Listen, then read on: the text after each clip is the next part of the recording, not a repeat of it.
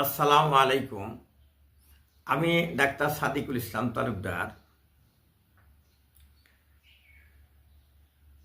আজকে আপনাদের একটা টপিকস নিয়ে এলাম, জার্নাল সংক্রান্ত, জার্নালের আর্টিকেল সংক্রান্ত। সেটা হলো যে আর্টিকেলের মেটাডাটা কি। আমাদের আর্টিকেল যখন আমরা কম্পোজ করে সারি, তখন এটা বিভিন্ন ডাটাবেজে আমাদেরকে আপলোড করতে হয় ইন্ডেক্স জার্নাল হিসাবে। এটা সারা বিশ্বে ছড়াই দেওয়ার জন্য এটা আমরা ইন্টারনেটে দিই। তো সেখানে আমাদের প্রত্যেকটা আর্টিকেলে একটা করে ডিওআই আইডি নাম্বার হয়, যেটা আর্টিকেলের নিজস্ব ডিজিটাল আইডি বলা হয়। DOI, digital object identifier. তো এইগুলি আবার যারা মেনটেন করে, যে সমস্ত সংস্থা, অর্গানাইজেশন, যেমন ক্রসরেফ, তো তাদের কাছে আমাদের এই ডাটা দিতে হয়, মেটা ডাটা দিতে হয়। এই মেটা ডাটা তাদের ওয়েবসাইটে থাকে। তাহলে ক্রসরেফে যখন কোনো একজন রিসার্চার একটা টপিক্সের উপরে সার্চ দেয়, তখন এই মেটা ডাটা খুঁজে পায়। তারা খুঁজে পেয়ে এই মেটা ডাটা থেকে খুঁজে পেল যে এই টপিকটা আছে, এবং এটা যে ইউআরএলে, যে ওয়েবসাইটে এই আর্টিকেল আছে, সেখানে ডাইরেক্ট নেওয়া যায়। সেখানে যে সমস্ত তথ্য আছে, ফুল আর্টিকেল তারা খুঁজে পায়। তাহলে আজকের টপিকটা হলো মেটাডাটা কি, এটা আপনাদের সাথে পরিচয় করে দিব। আমি আমার এই ল্যাপটপের স্ক্রিন শেয়ার করছি আপনাদের সাথে। আপনারা মনোযোগ দিয়ে দেখুন, তাহলে বুঝতে পারবেন যে মেটাডাটা কি। বিশেষ করে যারা রিসার্চার আছেন বা অথার আছেন, তাদের জন্য আমার এই ভিডিওটা দেখুন। এই তো আমার ল্যাপটপের স্ক্রিন শেয়ার করছি আপনাদের সাথে। আমি একটা আর্টিকেল যেটা রেডি হয়েছে, পাবলিশড হয়ে গেছে, সেই রকম একটা আর্টিকেল আপনাদের দেখানোর জন্য বের করছি। এটা ফাইনাল হয়ে গেছে, এটা এখন প্রিন্ট হবে মনে করেন। তো এখন যে প্রথম লাইনটা আছে এখানে, এটা হচ্ছে এই টাইটেল। এটা একটা মেটাডাটা, আর্টিকেলের টাইটেল, মেটাডাটা, এক্সপ্রেশন অফ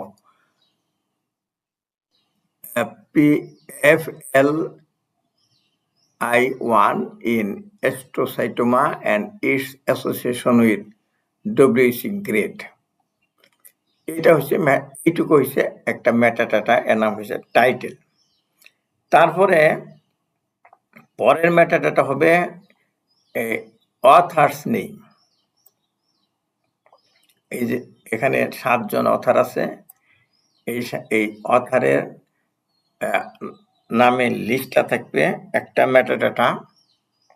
এর মধ্যে আবার ভাগ করা থাকবে, যে 1 নাম্বার থেকে 7 নাম্বার, প্রত্যেকটা অথারের ফার্স্ট নেম, লাস্ট নেম, তারপরে তার এই ইনস্টিটিউশনের নাম থাকবে। আর যদি ডিওয়াই নাম্বার থাকে, তা ডিওয়াই না, কি বলে, ওই অর্কিড নাম্বার যদি থাকে, তাহলে দিতে হবে। তাহলে এই গেল নেক্সট মেটাডাটা। এই মেটাডাটা হচ্ছে, নেক্সট মেটাডাটা হচ্ছে এই অথার্স নেম। অথার্স নেমের পরে আসে যে অ্যাবস্ট্রাক্ট। এই যে অ্যাবস্ট্রাক্ট আমি দেখাচ্ছি, কোনটুকু অ্যাবস্ট্রাক্ট, এই যে হাইলাইট করে দেখালাম, এইটুকু হচ্ছে অ্যাবস্ট্রাক্ট মেটাডাটা। মানে অ্যাবস্ট্রাক্ট যদি কোনো আর্টিকেলে না থাকে, তাহলে এটা খালি থাকবে, খালিটা শো করবে না, লেখা থাকবে নট অ্যাভেলেবল। তারপরে পরের মেটাডাটা হলো আপনার ডিওআই নাম্বার। যে এই আর্টিকেলের যে ডিওআই হলো এই যে এইটা, এখানে আমরা দিচ্ছি আর কি, যে এখানে ছাপি এইভাবে, এটা হচ্ছে ডিওআই। ডিজিটাল অবজেক্ট আইডেন্টিফায়ার, আমাদের যেরকম প্রত্যেকে একটা ন্যাশনাল আইডি নাম্বার আছে, এরকম প্রত্যেকটা আর্টিকেলেরই সারা বিশ্বের জন্য একটা আইডি নাম্বার আছে। সেই আইডিটা এই দেয় ডিওআই ফাউন্ডেশন। ডিওআই ফাউন্ডেশনের সদস্য হচ্ছে যারা যে সমস্ত অর্গানাইজেশন বা ইনস্টিটিউশন জার্নাল প্রকাশ করে তারা প্রত্যেকেই রেজিস্ট্রেশন করে তাদের মেম্বার হিসেবে। তারা হলো ডিওআই ফাউন্ডেশনের মেম্বার, এবং যেহেতু এটা ফাউন্ডেশন, এর একটা পরিচালনা কমিটি আছে এবং এর মধ্যে প্রতি বছর ইলেকশন হয়, আমরা ভোট দিই। আমাদের যাদের ডিওআই ফাউন্ডেশন আমরা সদস্য আছি তারা কিন্তু প্রতি বছর ভোট দেই, ইলেকশন হলে পরে অনেকে ভোট চায়। এরকম আমরা ইলেকশনে করতে পারি, কম্পিটিশন করতে পারি। এখন তাদের যে ওয়েবসাইটটা, সেই ওয়েবসাইটটা হলো এই পর্যন্ত, এইটুকু www.doi.org. এখন তারা প্রত্যেকটা জার্নালকে একটা প্রিফিক্স দেয়, যেটা ফিক্স থাকে প্রত্যেক জার্নালের জন্য, যে এই জার্নালের জন্য, জার্নাল অফ হিস্টোপ্যাথোলজি অ্যান্ড সাইটোপ্যাথোলজির জন্য আমরা যে রেজিস্ট্রেশন করছি ডিওয়াই নাম্বার, তারা আমাদেরকে এই নাম্বারটুকু দিচ্ছেন, আমি যেটুকু হাইলাইট করে রাখছি, এই যে এইটুকু 10, প্রত্যেকটি 10 দা শুরু হয়, 10.69950। এই নাম্বারটা কিন্তু পৃথিবীতে অন্য কোনো জার্নালকে দেওয়া হয়নি। এটা হচ্ছে আমাদের জার্নাল অফ হিস্টোপ্যাথোলজি অ্যান্ড সাইটোপ্যাথোলজির জন্য। তারপরে একটা ফরওয়ার্ড স্ল্যাশ, এটাকে ফরওয়ার্ড স্ল্যাশ, এই যে এই দেওয়া হয়েছে যেটা, এটা হচ্ছে ফরওয়ার্ড স্ল্যাশ। এইটাও ফরওয়ার্ড স্ল্যাশ দিয়া এই প্রথমটুকু এইটুকু হলো প্রিফিক্স, যেটা আগে ফিক্স করা আছে। আর এই জার্নালের আর্টিকেলের জন্য যেটা নতুন করে তৈরি করব তার নাম হচ্ছে সাফিক্স। প্রিফিক্সের পরে একটা মানে ফরওয়ার্ড স্ল্যাশ দিয়ে সাফিক্সটা দিতে হয়। সাফিক্সটা এটা তৈরি করে এডিটর, এই আর্টিকেলের যে এডিটর তিনি তৈরি করেন। যেমন আমি এটার এডিটর, জার্নাল অফ হিস্টোপ্যাথোলজি সাইটোপ্যাথোলজির চিফ এডিটর। এইটা কিভাবে কনস্ট্রাকশন করছি, এইটার একটা মিনিংফুল একটা কনস্ট্রাকশন আছে এর মধ্যে। যেমন প্রথম লিখছি JHC, বোঝাচ্ছি এইটা হচ্ছে জার্নালের নাম হচ্ছে জার্নাল অফ হিস্টোপ্যাথোলজি অ্যান্ড সাইটোপ্যাথোলজি। তারপর একটা ডট দিয়েছি, তারপর এটা কোন সনের তাই লিখছি 2026 সন, 2026 সন লিখছি, তারপর একটা ডট দিছি। তারপরে দিছি একটা নাম্বার 10, মানে এই 10টা হচ্ছে ভলিউম নাম্বার। এই যে জার্নালটাই প্রকাশ পাচ্ছে যে ইস্যুতে, সেই তার ভলিউম নাম্বার। প্রতি বছর একটা করে ভলিউম নাম্বার করে, তার মানে এই জার্নালের বয়স 10 বছর হয়েছে। তারপরে একটা ডট দেওয়া হয়েছে, তারপরে একটা নাম্বার দেওয়া হয়েছে 1, এটা নাম্বার দেওয়া হয়েছে ইস্যু নাম্বার 1, মানে জানুয়ারি মাস। আর জুলাই মাস এটা হচ্ছে ইস্যু নাম্বার 2। তারপর ইস্যু 1-এ যে কয়টা আর্টিকেল আছে তার সিরিয়ালে আছে, এটা 4 নাম্বার সিরিয়াল। তাহলে এই সাফিক্স থেকেই বুঝতে পারছি এই তথ্যগুলা। এই আর্টিকেলটা হচ্ছে জার্নাল অফ হিস্টোপ্যাথোলজি অ্যান্ড সাইটোপ্যাথোলজি 2026 সনের ডট দিয়ে সেপারেট করছি। তারপরে 10 number volume, 1 number issue, 4 number সিরিয়ালের আর্টিকেল। তাহলে এই ডিওআই নাম্বারটা আমরা যখন আপলোড করি তখন এইটুকু দেই, শেষেরটুকু। এই ওয়েবসাইটের নামটা লিখি না বাম পাশে। তারপরে এখন যখন এটা ইন্টারনেটে থাকে, এটা তো করা হয়েছে প্রিন্ট করার জন্য, তখন এটা একটা ইউআরএল থাকে। এই আর্টিকেলের জন্য একটা ইউআরএল থাকবে, সেখানে এই তথ্যটুকু দেওয়া হবে।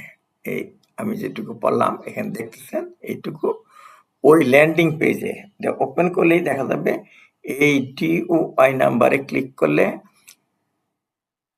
এই আর্টিকেলটা বের হবে এই পর্যন্ত, পুরোটা না। এটাকে বলা হচ্ছে ল্যান্ডিং পেজ। আবার কেউ আছে সম্পূর্ণ আর্টিকেলও ওয়েবসাইটে দিয়ে রাখে, তাহলে তার একটা ইউআরএল আছে, ওই ইউআরএলটাও হচ্ছে আপনার মেটাডাটা। ইউআরএলটা হচ্ছে মেটাডাটা। তার মেটাডাটা আরেকটা বিষয় আছে, সেটা হচ্ছে স্টার্টিং পেজ, মানে এটা 27 নাম্বার পেজ 37 নাম্বার পর্যন্ত, তাহলে স্টার্টিং পেজ বা first page 37, last 27, last page 37। তাহলে আমি মেটাডাটা সম্পূর্ণ কিন্তু বলে দিলাম আপনাদেরকে যে মেটাডাটা যখন চাবে তখন এই অংশটুকু দিবেন। আবার যখন ল্যান্ডিং পেজে এটা আপলোড করবেন তখন এটার একটা সম্পূর্ণ দেখার জন্য আর একটা পিডিএফ করে পিডিএফ এর লিঙ্ক দিয়ে দিবেন ওই ল্যান্ডিং পেজের মধ্যে, যে ফুল আর্টিকেল ইন পিডিএফ দিয়ে দিবেন। আর যদি ইচ্ছা করেন সম্পূর্ণ আর্টিকেলের ডাটাও দিতে পারেন। আমরা সম্পূর্ণ আর্টিকেলের ডাটা ল্যান্ডিং পেজে না দিয়ে একটা পিডিএফ দিয়ে দিই, যাতে হুবহু এইরকম দেখা যায়, তারা ইজিলি ডাউনলোড করতে পারে। এই হচ্ছে আমার মেটাডাটা কিভাবে তৈরি লিখতে হয়, কোনটুকু সাবমিট করতে হয় মেটাডাটা হিসেবে স্ক্রিন শেয়ার করে দেখালাম। এতক্ষণ আমি আমার ল্যাপটপের স্ক্রিন শেয়ার করে আপনাদের দেখালাম যে একটা আর্টিকেলের মেটাডাটা কি, যে মেটাডাটা দিয়ে আমরা আসলে সার্চ করি ইন্টারনেটে, যেখানে ইন্ডেক্স করা থাকে, বিশেষ করে ক্রসরেফে যেখানে DOI নাম্বার আছে সেখানে। তাহলে কোন অংশকে আর্টিকেলের কোন অংশগুলিকে মেটাডাটা বলা হয় তাই সেটা আমি বোঝানোর জন্য চেষ্টা করছি। তা আশা করি আপনারা বুঝতে পেরেছেন এবং এরপর থেকে আপনারা মেটাডাটা সম্বন্ধে আইডিয়া হইল এবং মেটাডাটা আপনারা আলাদা করে ল্যান্ডিং পেজে আপনারা আপলোড করতে পারেন এবং ক্রসরেফ ডাটাবেস ইঞ্জিনকে সাপ্লাই দিতে পারেন, যেটা ভবিষ্যতে আর্টিকেল সার্চ করতে সুবিধা হবে। তো আপনি আপনার বন্ধুরা যারা এই বিষয়ে জ্ঞান রাখার দরকার বলে মনে করেন, আপনি আমার এই ভিডিওটা তাদের কাছে শেয়ার করে দেবেন, তাহলে তারা উপকৃত হব। আর নিয়মিত আমার ভিডিও দেখুন, আর আমার যারা ইউটিউব দেখছেন তারা সাবস্ক্রাইব করে রাখুন, আর যারা ফেসবুক পেজ আছে দেখছেন তারা ফলো বাটনে ক্লিক করে ফলো করতে থাকুন। আমার ভিডিও দেখার জন্য সবাই ধন্যবাদ। আমি ডাক্তার সাদিকুল ইসলাম তালুকদার। আমি আসলে মেডিকেল জার্নালের এডিটর। আমার দীর্ঘদিনের অভিজ্ঞতা আছে, 25 বছরেরও বেশি অভিজ্ঞতা আছে মেডিকেল আর্টিকেল এডিটিংয়ের উপরে। আল্লাহ হাফেজ, সুস্থ থাকুন।